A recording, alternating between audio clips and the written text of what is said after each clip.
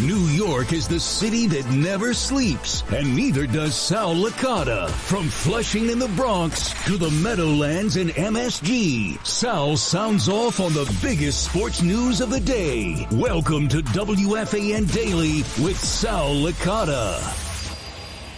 Well, I mean, that was a fun Subway Series game, but there's even bigger news that is going down right now as the Knicks make a major move getting Mikal Bridges from the Nets. Oh, is that sweet? Now, there are many layers to this, and I'm still unsure of what the hell is going on as far as how the Knicks now are going to build this team around them. Forget the draft picks. Don't care about them. This was the move the Knicks were waiting for, a move like this for years. Bridges, one of the forces way. These are the reports according to Wojnarowski, who gets everything right. He apparently wanted to be a Knick. How could he not want to be a Knick? The Nova Knicks, baby. They're having fun. They're playing well. He was the missing piece. Coach Tibbs is going to have fun coaching him and coaching the rest of those Nova Knicks as he's been doing since he's been here, building this thing. So we know he's a perfect fit. We know he's a 3-and-D guy. And he's more than just that. Like Anunoby is a 3-and-D guy. Bridges can actually score. He can put the ball on the floor and score. So the Knicks they could play him at the 2 if they decide to keep Anunoby, but they're going to get a player here who is a difference maker. Think what we thought we were getting years ago with Donovan Mitchell.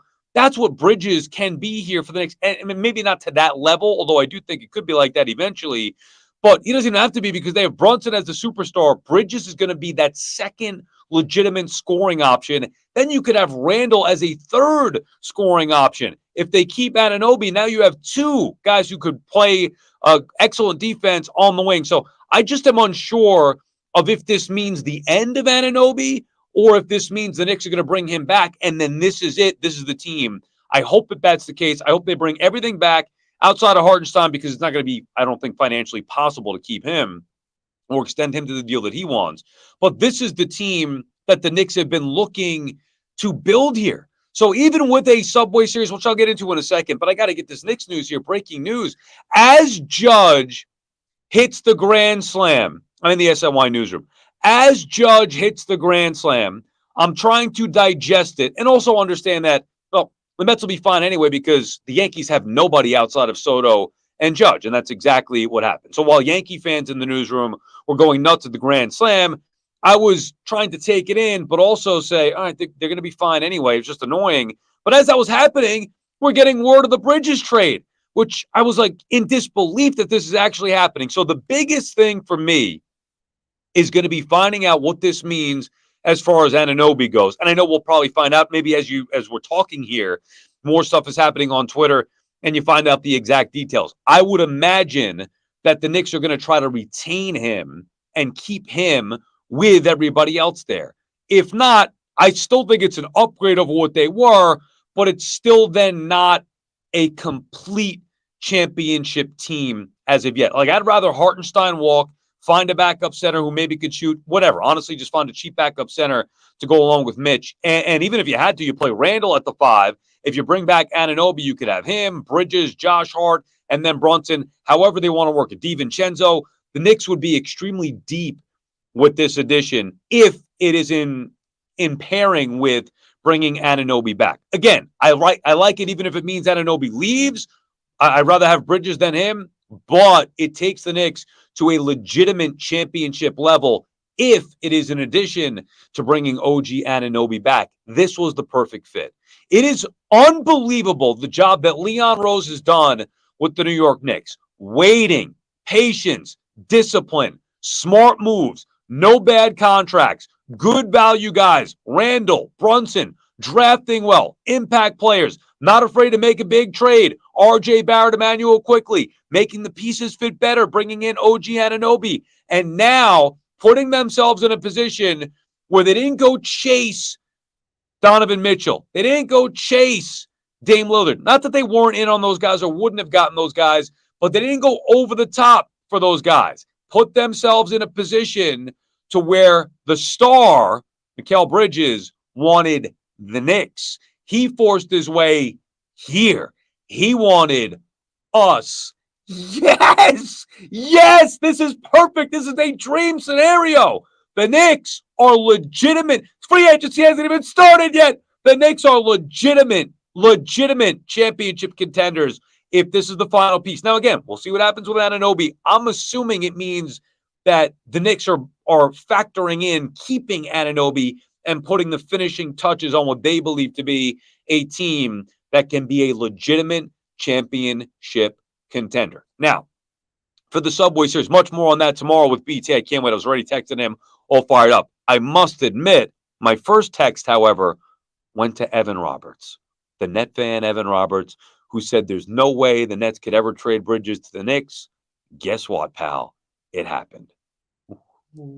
Oh, it is going to be a fun day on the Fan tomorrow. Anyway, Subway Series time. I want to start from the Yankees' perspective here because the Yankees are playing like crap. And, you know, I'm not trying to pick on Gleyber Torres or LeMahieu, but you watched the game, and if you didn't, I'll tell you, they stunk. Every which way possible. They shouldn't be. LeMahieu should not be in the big leagues. It's over for him. And Gleyber Torres should not be on a team that is trying to win a championship. We've said this for years. BT and I talk about it all the time. We've said this for years. Gleyber ain't it. He doesn't have the heart, the passion, the desire, and his skill's not even that good anymore. At least if he's hitting 35 home runs, you could live with it. Guy's hitting just over 200. He can't get in front of a ball, doesn't bend down for a ball. Every big spot, he's striking out. Enough of Gleyber Torres. But he's not the biggest issue. The issue is, as I say this as a broadcaster and also from a Mets fan perspective, like obviously I'm watching the game and growing up a Mets fan, I'm rooting for the Mets to win this Subway Series game. Once they get past Judge in that lineup, Volpe, Soto, Judge, I had all the confidence in the world the Mets are going to get out of it. So the first inning right out of the gate is so symbolic of where the Yankees are at right now. I'm yelling in the newsroom, first inning, don't throw Judge a strike.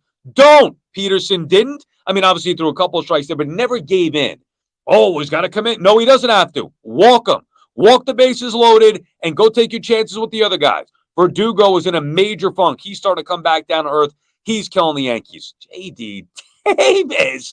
Gleyber, J.D. Davis. Come on.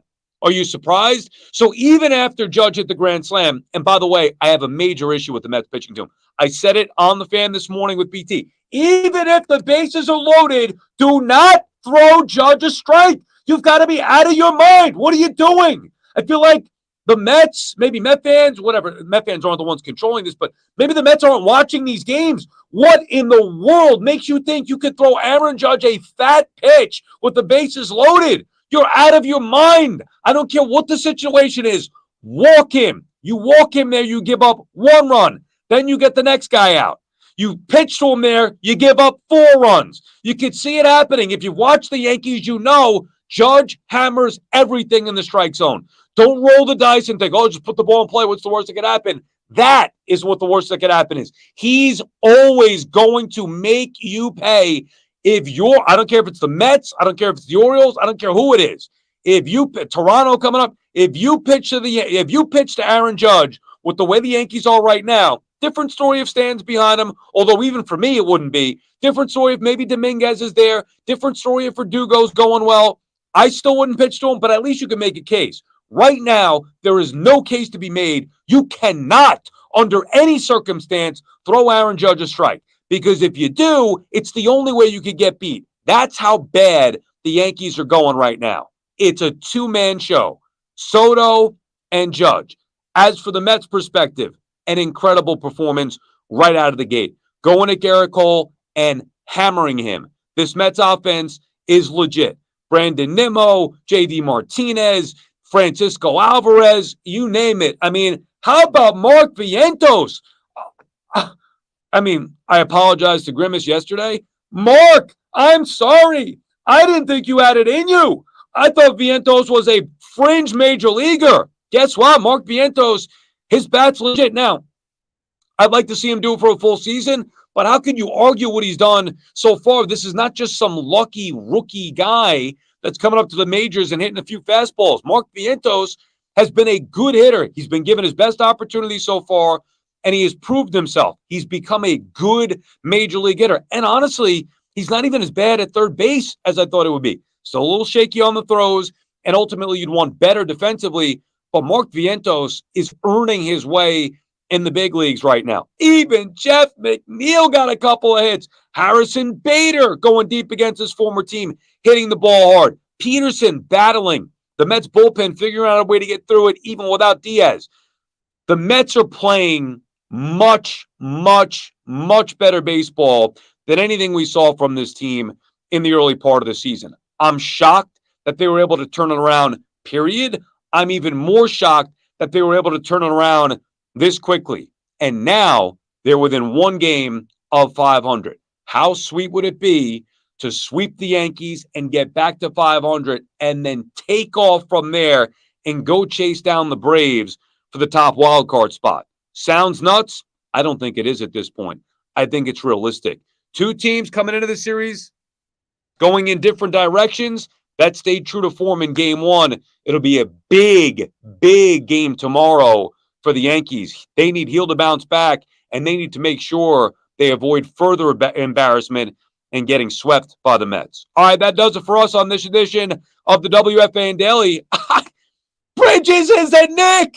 Mets beat the Yankees. Mets are up. Yankees are down. Bridges is a Nick. I can't believe it. Stay tuned tomorrow at 10 a.m. and really all day long on the Fan. A major sports day coming your way. We'll see you then.